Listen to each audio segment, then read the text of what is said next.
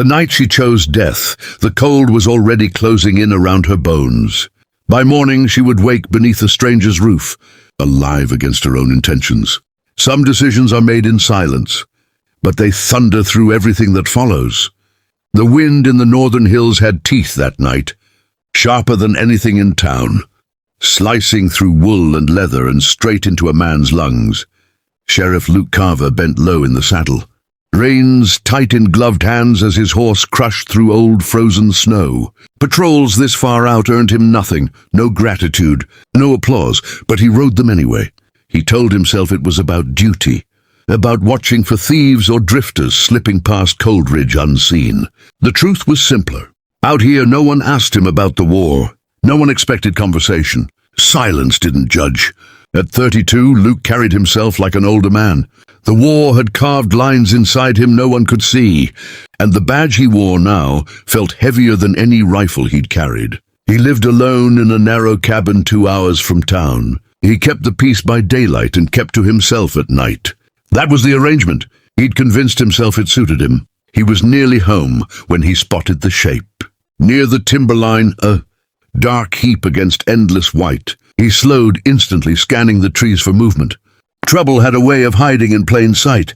His hand brushed the butt of his Colt before he dismounted. Boots crunched over crusted snow as he approached. It wasn't a bundle. It was a woman, curled tight against a fallen pine, motionless. Bronze skin pale beneath frost, black hair stiff with ice, lips blue.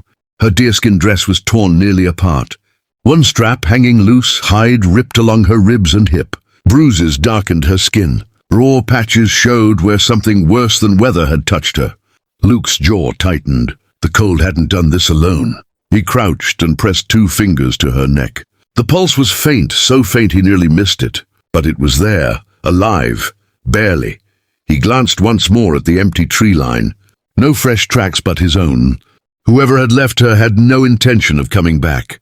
He knew what bringing her to town would mean. He could see it in her beadwork, in the lines of her face. Coldridge wasn't kind to women like her. Some would call it justice to leave her there. But his father hadn't raised him to ride past the dying, and the war had already shown him what happened when men chose not to stop. He slid his arms beneath her. She weighed almost nothing, body rigid from cold, breath shallow against his chest. She stirred once, eyes fluttering open, just long enough to whisper something he couldn't catch before slipping back into darkness. The ride to the cabin was slow. He wrapped his coat around her, holding her close, counting each fragile breath like it might be the last. By the time he kicked his cabin door open, his arms were numb. He laid her on his bed, the only bed he had, and pulled the quilts over her. In lamplight, the damage showed clearer. Welts, deep bruises, and a burn scar on her shoulder, deliberate and cruel. Someone hadn't just abandoned her. They had broken her first. Luke stoked the stove until it roared, set broth to warm, hands unsteady despite himself. He wasn't a sentimental man, but something about the sight of her, small, battered, still breathing, set a hard resolve in his chest. When he touched a damp cloth to her lips, her eyes opened, dark, sharp, afraid, not of dying, of him. Luke eased back slightly, keeping his voice low and even. "You're safe here. I won't hurt you." She searched his face as if weighing the truth of that. Then her eyelids lowered again, breath evening out just a little. He dragged a chair beside the bed and sat watch as the fire burned low. He didn't know her name, didn't know who had done this or what trouble might follow. All he knew was he hadn't ridden past. And that choice, made in the frozen quiet of the hills, had already begun to change the course of both their lives. Morning came soft and pale, the storm spent. The world outside buried under a clean, endless white. Inside the cabin, the fire breathed a steady warmth, and Luke moved quietly so the stillness wouldn't break.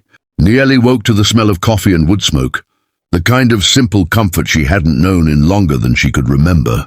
For a moment she didn't speak, just watched him the way a person watches something fragile they're afraid might vanish.